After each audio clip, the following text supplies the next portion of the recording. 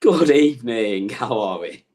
I'll tell you how I am, mate. I am absolutely over the moon that little transition into us actually getting a show started worked, because I had to click some buttons and play the intros and get you and I in little windows so that we could presentably speak to Oh, people. it's fun, isn't it? I had to do that a couple of weeks ago. Very giddy with myself that I've managed to get through that little bit of technical skill. Sorry everyone that we are running a few minutes late this evening. Unfortunately, within the team, we had to have a bit of a last-minute change of personnel. So first of all, thank you very much, Cam McFarlane, for stepping in at the very, very last minute to make sure that I wasn't going solo this evening. It's been a while, really, since I've been the Jordan North of the team. I'm still called it in joyless form, partly because of how northern I am, and partly because of the fact that I was the supply teacher for a long time, where I literally just had to jump on at the last minute when someone else couldn't do it. So it feels like we've gone full circle, and I'm back to where I used to be all of a sudden. Jumped out of bed, stuck a hoodie on, and here we are. Let's go.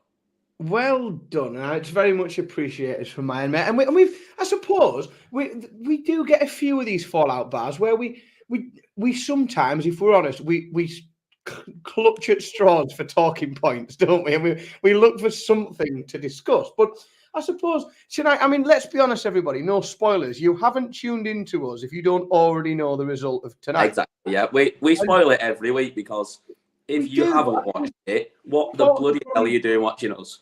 No, a man who, let's be honest, even just for the last 7 days, has been a bit of a Neely man. We saw Luke Humphries beaten in a semi-final last week. Obviously, UK Open at the weekend, we saw him get to the final and be beaten in the final. And then today, we finally see him picking up his first ever Premier League night win. And it does do a few interesting things to the table, and let's be honest, it may do some interesting things to the Premier League form of the certain number one player in the world and current world champion Luke Humphries.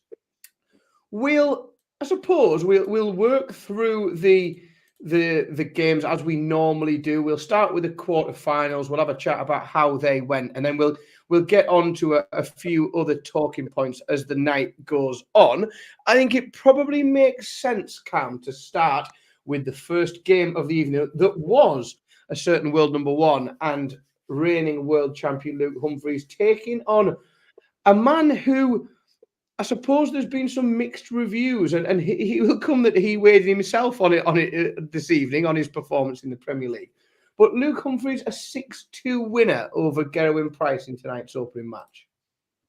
Yes, and a very good performance from him. Again, I thought, I actually, watching it early on, thought he probably should have been 3-1 down, really. But Gezi started off nicely. He looked in a decent bit of form and a bit of nick, and I thought, my waffling on Tuesday night that I wasn't worried about Gerwen Price's form and he's that close to just clicking in, I thought, I might actually look like I know what I'm talking about for once.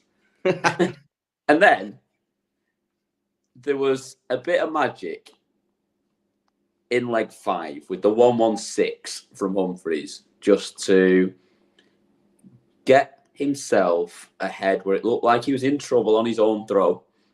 And you think he goes a breakdown there, he could be in a little bit of bother.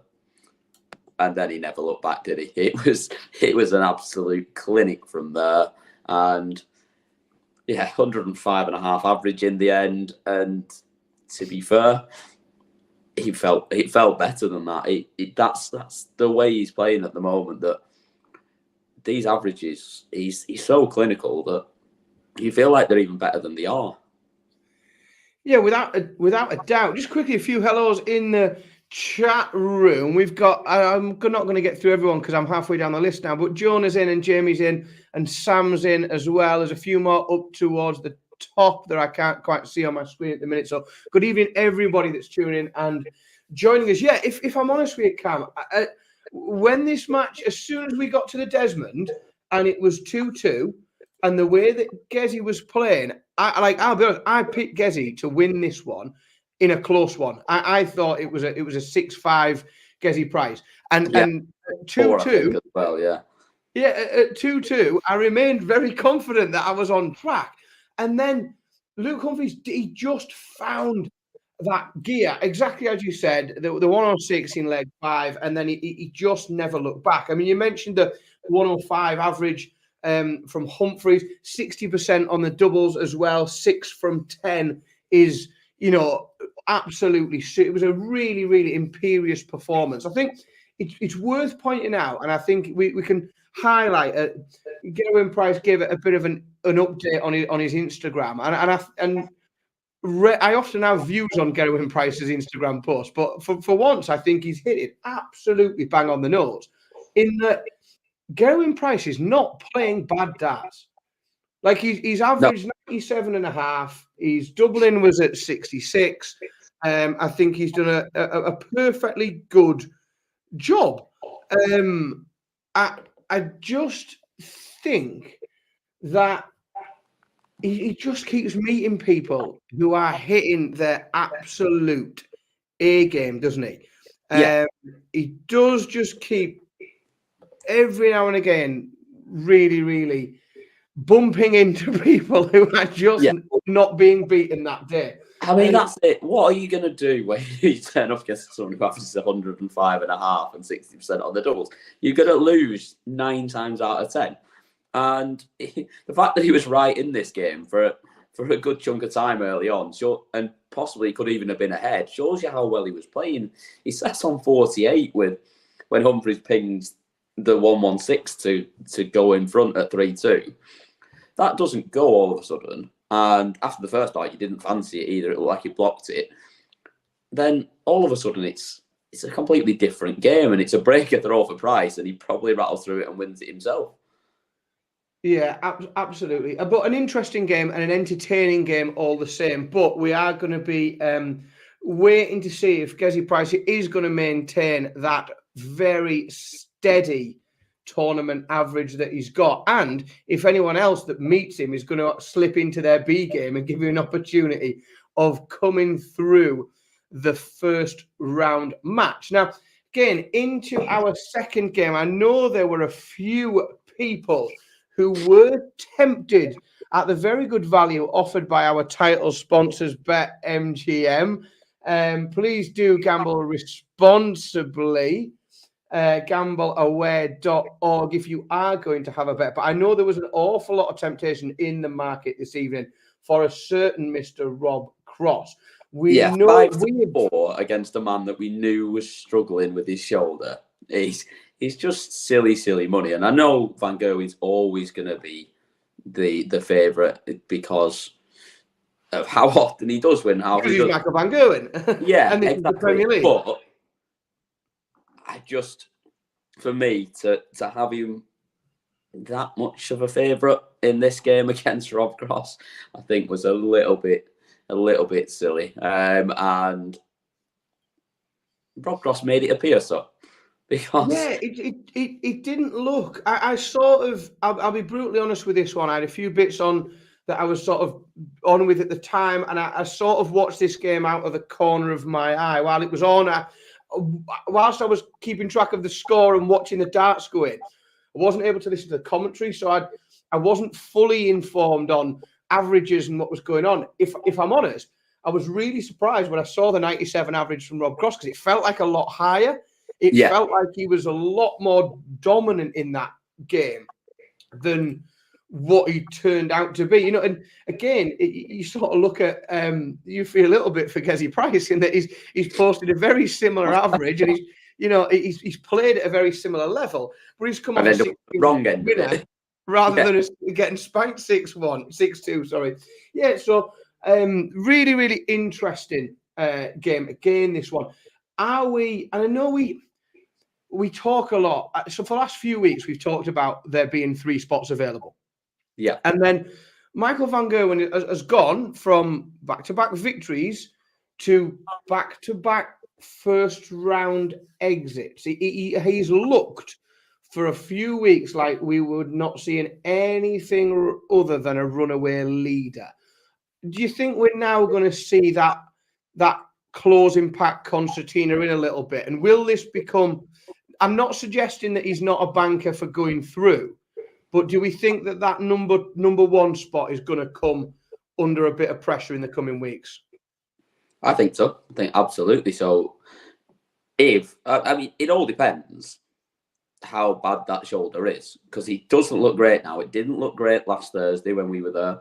It didn't look great over the weekend when we were there, and it certainly didn't look good again tonight. He looked maybe slightly more consistent tonight in terms of, at least again, and it's a bit the same as last week. The 19s hitting's fine. Like, it's absolutely fine. But he looks like it's a lot of effort trying to get up to the 20s, and it's really having to try and really having to push it up there, which is leading to a few stray darts, a few low darts, and I think that's making it difficult for him. And because of that, if this is going to be an issue, and if he's going to keep having to force it like that, I assume it's going to become more of an issue than it is right now. Because it can't be doing it any good unless he's been told that it's not going to get better. Like, you playing on it's not going to make it any worse, which maybe he has, or maybe he's just stubbornly playing through it. I don't know. But if it's going to carry on like this, he's either going to have to make a full-time switch to the 19s or he's going to be in bother because he's going to keep getting beat. Because everyone knows you have to play your very best if you're going up against Michael van Gerwen to have a chance. If you know all of a sudden that he's only going to average 94, you're not scared anymore. You're not putting any extra pressure on yourself, and you'll go up there and play your own game a bit more naturally, probably. And if people keep doing that against him, he then becomes the Manchester United of this Premier League, that he's no longer the team that everyone is scared of, and everyone actually thinks we'll get right into them because they're pick some points up here. Yeah, I think it's for the longest time, even when Michael van Gerwen could be got at, players had to bring their A game. Yeah. Like you Michael van Gerwen could be got at. You could beat Michael van Gerwen, but you had to bring your A game. And what we're seeing a little bit more of, and what's starting to creep in a little bit more, is Michael van Gerwen being beaten by people's B games or B plus games, if I'm being really generous, or even A minuses. But we're not seeing him force players to turn up and play their very best level in order to get a result against him, which I think is an exciting prospect for the rest of the Premier League. But it could just make that number one spot a bit more interesting as we get deeper into the tournament. We've got a few. Realistically, he could after next week, if he doesn't have a good night in Nottingham, if he gets beat first round again, and depending on who goes on to win it, he could realistically be 2 points off being out of the top four. This is the interesting thing about a Premier League where everybody's out of form, is because the pack does regularly just start to open and close as we go through, because the results get a little bit unpredictable. Now, from results that are a bit unpredictable to a result that I think a lot of people predicted, with the greatest of respect to Nathan Aspinall. So we saw Luke Little arrive tonight, and we'll come on to this a little bit later on, but he arrived and started using the indoor starts that we've seen thrown so well last week in Exeter and through the course of the UK Open weekend. And he took a break very early in the game. I did notice a couple of things, bits of concern from Nathan's game. I noticed a lot of regrips on the first start, probably more so than we see regularly. And he just seemed to come off the line a little bit more than normal. And he was finding that 5 a lot more than he normally does in terms of straying away from that centre point. Yeah, I think so. I think it was not vintage by any point, was it? It was a really poor display, this. And it's not often you'll get that from me. But an 87 average is so it's not. It just wasn't very good, was it? He just never looked comfortable up there. Like you say, I don't know whether he was he trying too hard? Was he, because obviously Littler's given him a bit already in the time that he's been there. I know that sort of stable mates and practice partners, and I don't know whether he just wanted to proper give him a kicking on the stage, and whether that's just meant that he's tried a little bit too hard and he's just lost all his rhythm. Because the last few weeks he's looked pretty good. Even when he was sort of dropping games, but he was starting well. He was just not quite what we've seen recently, and I thought he looked pretty good at the weekend as well.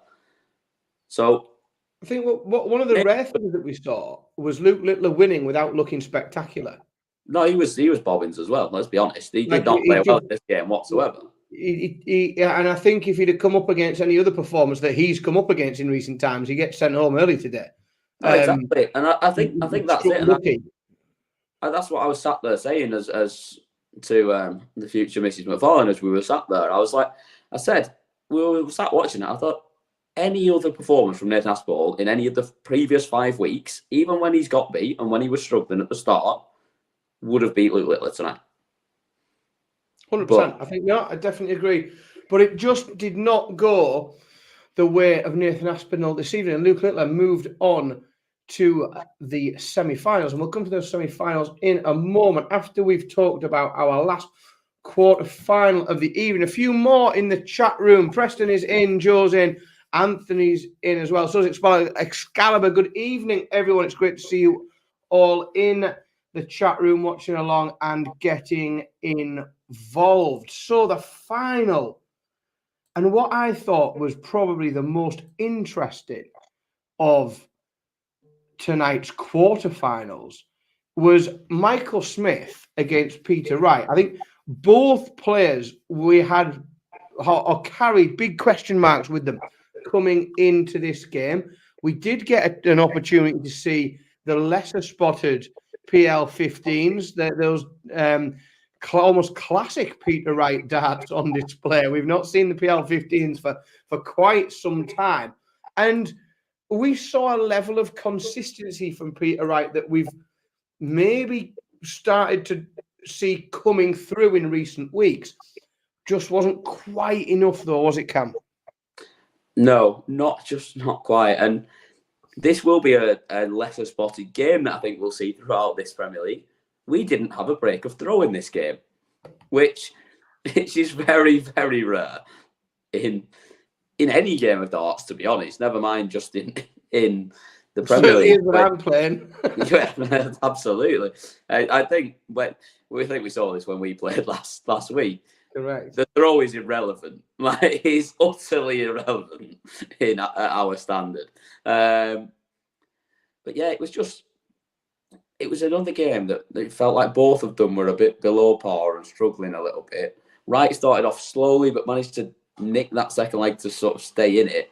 Then started to find his rhythm a little bit, but get them darts away. Like, get rid of them. Send them back to history. Because he seemed like he was in of two players who are, I mean, to say it was an average game is about the best I can come up with. Yeah. Because their averages were average. 90, both averaging 90, both around the 40% for doubles. For a Premier League game, it was average.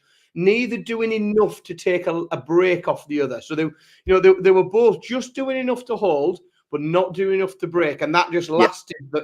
They both just lasted each other out to the end, and it just so happened that Smith won the bull, didn't it?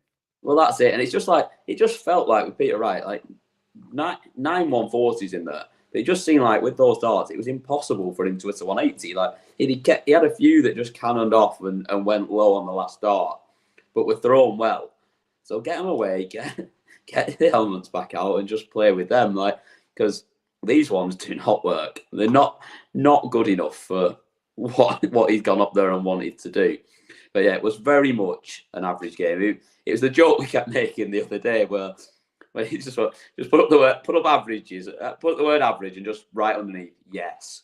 Yeah, we don't need the don't put a number. We don't count the number. It's just write the word yes. Very. But yeah, interesting as well. Interesting point. Last year, it took Peter Wright 6 weeks to get some points on the board. This year, it will be at least week 7. Alarm bells are ringing. I think no matter who you are and how much of a fan you are, alarm bells are ringing as to what the rest of this year's Premier League is going to look like for. Well, let's be honest. He was crap last year, and he's already worse this year. Well, correct. Now, let's move on to a semi-final. Oh, yes. Let's please move on to this semi-final. By God. Now, to say that Rob Cross's first game I watched out of the corner of my eye and I wasn't paying much attention, this one, I couldn't, I was shoving people out the way. I can't speak. God, what? Yeah, this was absolute tear up. This was like Littler Heta-esque, wasn't it?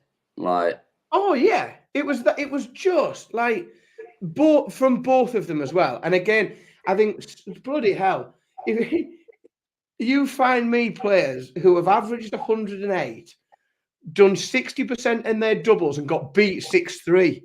Well, that's the point. He's averaged 108. He not even took it the distance. No, he didn't get enough. He didn't get enough darts at a double to win it.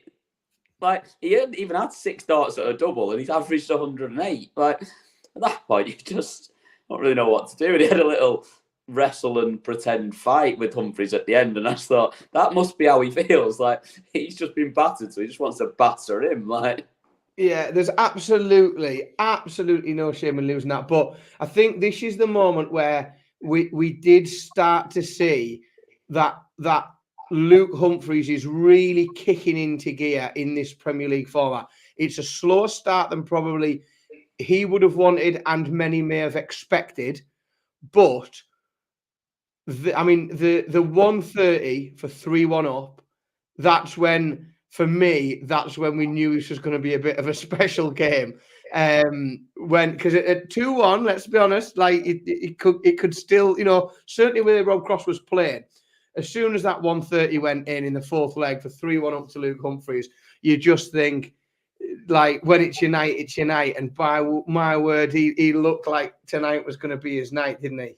Yeah, he did. He just, from the start, he looked the winner. As soon as he took that fifth leg against Gezi, and then he just, from there, just went from strength to strength. It was really, really impressive from him. And just spotted in the chat there, yes, Preston, get on the vlog that Gob's done. That's where I was led in bed watching it as I got the call up to come and do this. So I watched the first 20 minutes and felt a bit guilty as to how many times I'd had to be beeped. I've not got that far in yet. We're only 5 minutes in, but I'm sure there will be a few Definitely. From me as well as we get there. But yeah, by all means, get on the Godfather 170s channel and have a watch of the vlog, because it'll just give you an insight into how much bloody fun we had at the weekend. Absolutely, and at the Premier League as well, no less. And at the Premier, there is some Premier League content in there as well. So we've talked about average games, we've talked about average performances. I say we've gone from that absolutely stupendous semi-final, and then we did revert a little bit back into the sort of a bit average, not like. And again, these aren't two players that we are used to seeing averageness for, and I don't mean darts average, I mean bang average too. Both again hovering around the sort of mid-90s. We did see at this point a switch in darts. Peter Littler, is it? Yes, Peter Snakebite Littler. We did see a switch to the traditional two switches in the game, because he switched points after the first game. He kept with the Argos darts, but he switched points, and then halfway through the game he pulled the pixels back out. It was very unexpected at that point. I actually had to rewind because I'd put in the chat that he'd changed points, and then I saw him throwing the pixels, and I all of a sudden went, have I been a complete moron here and not realised that he's changed complete darts? So I rewound it and realised that no, I was right. He had come out with the Argos darts to start with different points in them, and then switched them out for the pixels. Maybe they've got some pixels back in stock. Maybe he got a message mid-match that they've got some back in stock, so he pulled them back out again. I think it was, interestingly, I think it was the first time. It was the first time in the Premier League this year that we've really seen Luke scratching for doubles. Like 20% on his doubles is by far the worst we've seen in the Premier League from Luke Littler. If he catches those doubles at the level we normally see, the average doesn't really hurt him here. I think it gets up quite comfortably. It would have been enough, yeah. Yeah, I think it would. I just think the doubles let him down. I don't buy the switching darts really affecting him. Maybe he just felt more comfortable with him. No, maybe it is interesting if you don't feel things are going your way, the doubles aren't going in. If you've got another set that you are really comfortable with, picking them up and flinging them is maybe okay. He could throw. He said this the other night. He could throw anything if he wanted to, couldn't he? Yeah, I think before we move on, though, I do just want to highlight, and I haven't got the technological nous in order to share it on the screen for everybody, so I encourage you to go and have a look afterwards at the effect on the league table. But Luke Littler is still, like, he's third in the league table on 11 points. And the two guys in front of him are Michael Van Gerwen at the top on 15 and Luke Humphries on 12.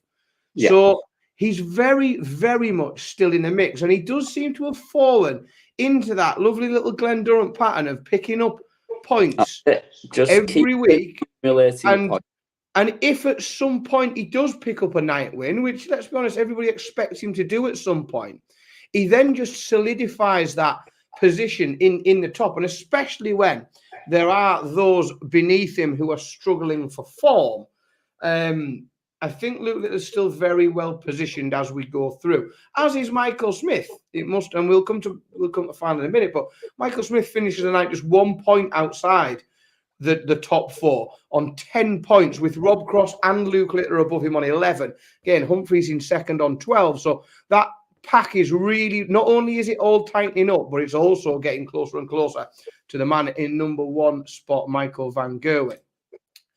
Now, suppose we move on to the main event of the evening, and that was very Jimmy Lennon Jr. off of the boxing there.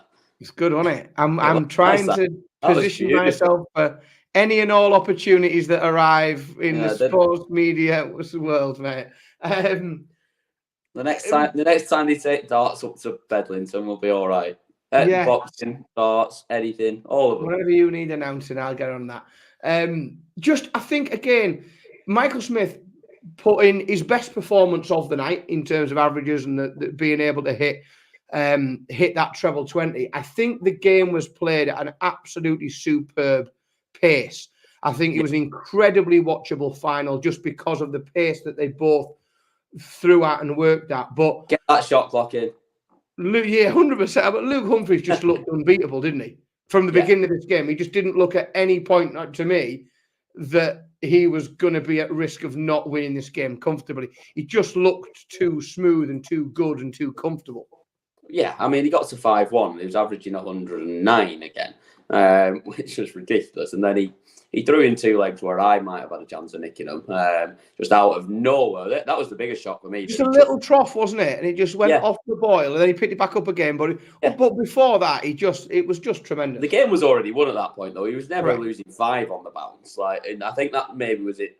I don't know whether he just had the average in his head and just thought, just keep going here, keep playing, and he just tightened up a little bit, or whether he literally switched off a bit because he thought, happy days, 5 points and 10 grand in the bag, little gold trophy, and off we go to Nottingham via Belgium for the Euro.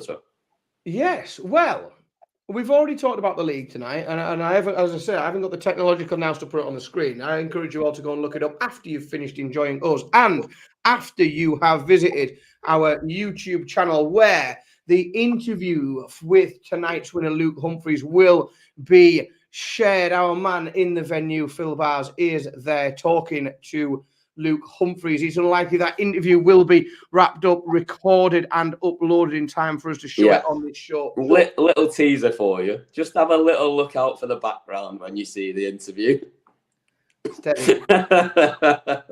But you did allude there, Cam. We're not going to get into talking about what's happening at the weekend, because this is the BetMGM Premier League Fallout show. We are going to have a quick, and it will be fairly brief, we'll keep this nice and concise, but we'll have a quick, brief look through next week's matches, which are taking place at the Motorpoint Arena in Nottingham. And I think we've got some very, very interesting opening draws, especially because of where some of these players are at in their games at the minute and how they've performed in the Premier League. Please do get involved if you are in the chat room. We've not done this year yet, have we?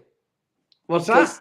We've not done this year yet because we've been doing the old because we're doing the old predictions on a Monday for the show. We've not actually been doing this on the show, and I missed this bit because it's a lot more fun just to roguely pick up. Well, I'll tell you what, Cam, I will make a deal with you. I'll not hold you to any of these predictions. So these aren't we're not going to hold you to these being predicted for the Can I have both options though? So if I decide to change them, can I have both options for next week? Correct. That's right. Fine. I'm all right with that. You stepped in at the last minute and saved me tonight, so you can do what you want. That's what I want. Yeah, I'm going to pick 2 night winners and 17 different score combinations. Let's start with the opening match of next week, now, which is a bottom 2 derby in the Premier League, and Peter Wright meets number 7 Gerwen Price. What's your pick for this? It sounded like we were back at the UK Open there. No, it did.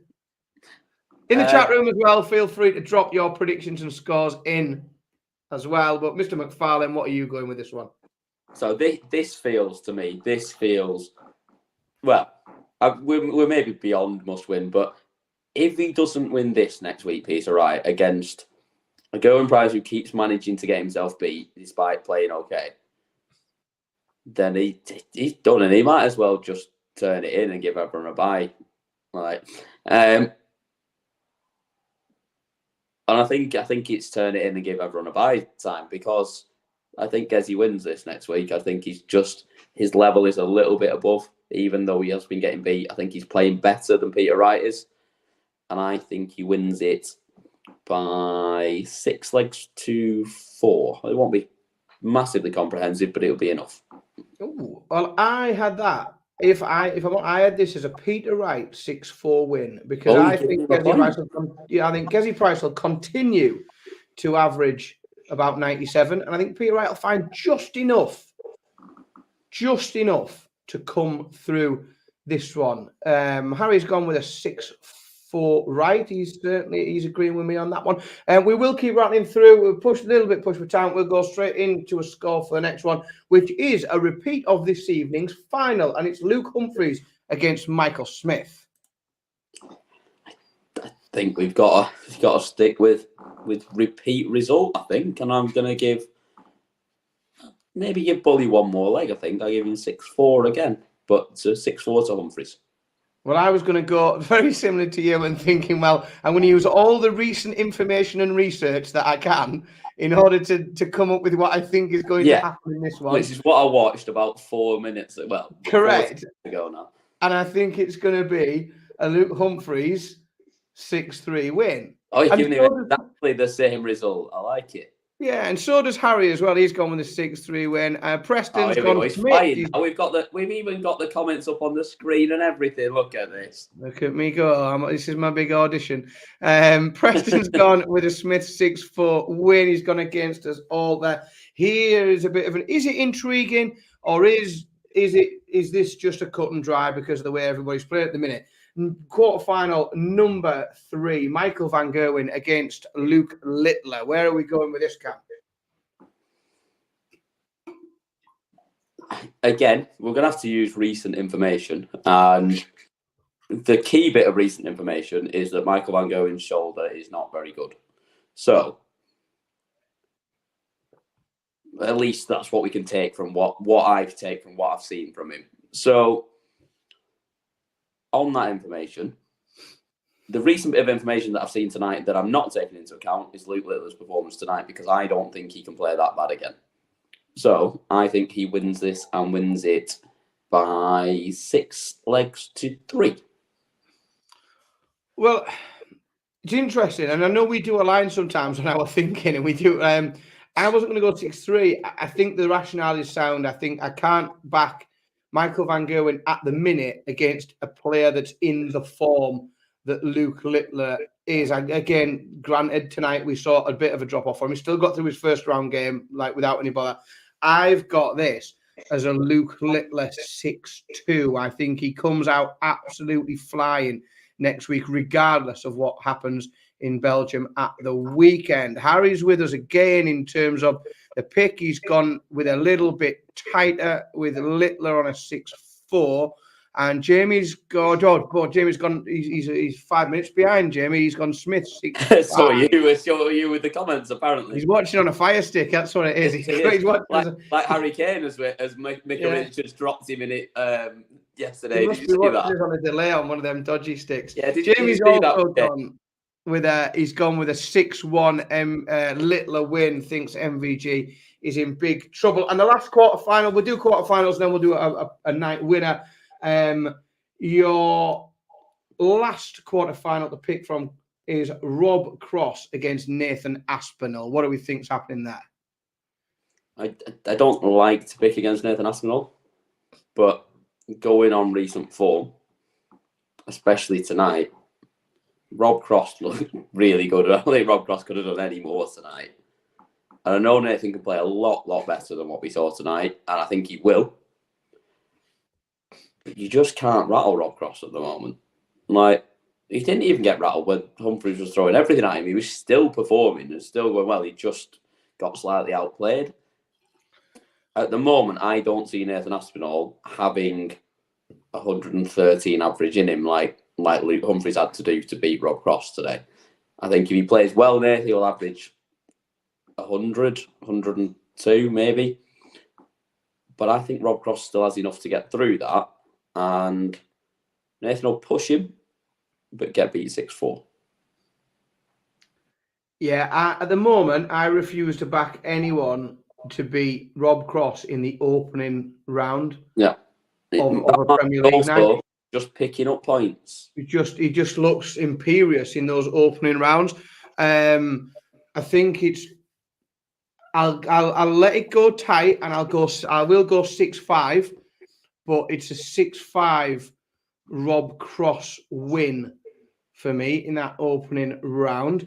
What we'll do, Cam, we're not going to do semi-finals and analyse and pick the rest of the draw. All I'm going to ask you for now, before we wrap up this evening, is your winner of Night 7 of the BetMGM Premier League at the Motorpoint Away Arena in Nottingham. Who are you picking for a victory? I'm going to stick to attempting to be a broken clock. And I'm going to stick to picking Gerwen Price to win. Because at some point, he has to. He's going to win a night, isn't he? Yeah. He's got to win a night, yeah. And I know that means he has to get through Humphries, probably. But Humphries isn't going to play at this level every single match. So, I think Gezi goes on and wins the night. I think... Because he'll fancy beating anyone in that bottom half. Harry's gone with Luke. Now, my pick means that Luke isn't going to make a final because I am going to pick Bobby Cross next week. I think there's enough current fragility in that bottom half of the bracket for next week. Yeah. You want to be in there, don't you? Like that Rob Cross is the most consistent and stable and coolest and least under pressure player in that side of the bracket. And I also think because the other side of the bracket is so top heavy, anyone that's come through it is going to have had to sort of really, really play a bit. You know, they're going to be a bit worn out. They're going to be a bit battle hardened, but maybe running out of steam, perhaps. And I just think that it could be the perfect opportunity with that bracket shaped the way it is for Rob Cross to pick up a victory. Yeah, I think if you'd asked me for finalist and as well as winner, I'd have had Rob Cross in that final as well. I think he definitely makes it. Well, with that, I will thank you very much, Cam, again for coming to the rescue at the very last minute and stepping in to join us. Put some clothes on and getting out. the Fallout Bar. I will thank you all in the chat room for joining us with your banter, observations, and predictions for next week. I will thank our title sponsors, BetMGM, for their continued support. Please feel free to go and check out the various different offers that they have got available, both for new customers and for people who want to have a wager on the darts Premier League. Please do gamble responsibly. BeGambleAware.org. Thank you all very much as ever. I have been Dan Simpson. I have been joined by the fantastic Mr. Cam McFarlane, and I am sure we will see you all again very soon. Thank you and good night.